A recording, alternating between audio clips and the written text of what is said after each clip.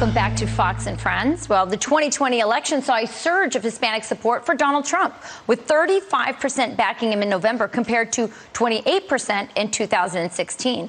But now a New York Times op-ed claims Biden wants them back, arguing Democrats took their votes for granted and can't afford those same mistakes going forward. Here to react are Libre Initiative President Daniel Garza and Hispanic market expert Lily Gil Valletta.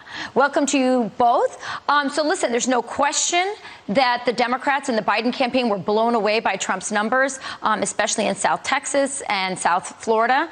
I've spoken to people on the ground, Daniel. They have said that, you know, there's a lot of engagement from the Democrats. Jill Biden is on Spanish language television. They're doing all kinds of events with, you know, Hispanic nonprofits, doing radio shows. But at some point, engagement is one thing. Policies are others. So I want to talk to both of you about policies. I'm going to start with you, Daniel.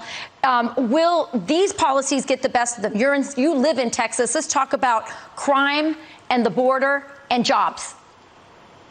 Well, Rachel, you're absolutely right. One thing is to do outreach and engagement. And I think for the longest time, for decades, really, it was the Democrat Party that did a lot of the outreach to the Latino community. But they got lazy and they started taking us for granted. And what I mean by that is, you know, all we were was a get out the vote target. And they never paid any attention to the results of policy or listened to us on what our policy priorities were. And so what we're seeing right now with the Biden administration, this is going to be really difficult to do outreach because there's a hardening sense in the Latino community that the Biden administration has lost control on spending, on inflation, on crime, on the border. And with Cuba, it just seemingly seems that they have no plan, no strategy, no will to do anything about it. Yeah, you know, Lily, I was going to mention to you, you're from Colombia. You know a lot about how people feel, not only in Colombia, but next door in Venezuela, in Cuba. The Biden administration just seems to not want to offer internet service to the protesters there. They seem to be waiting for the protests to just die out, for them to be squelched by the communist regime, for it just to be over and move on to the next thing. Will they pay a political price? And talk to me a little bit about socialism and Hispanics. Yeah, well, that's definitely a missed opportunity because here we have something that everyone is talking about. Both sides of the aisle, Latinos of all backgrounds are unifying to support the people of Cuba, but we are not seeing that bold stance from the White House. So as Daniel was saying, one thing is to do Spanish language advertising, but it's about the content and the outreach that is relevant.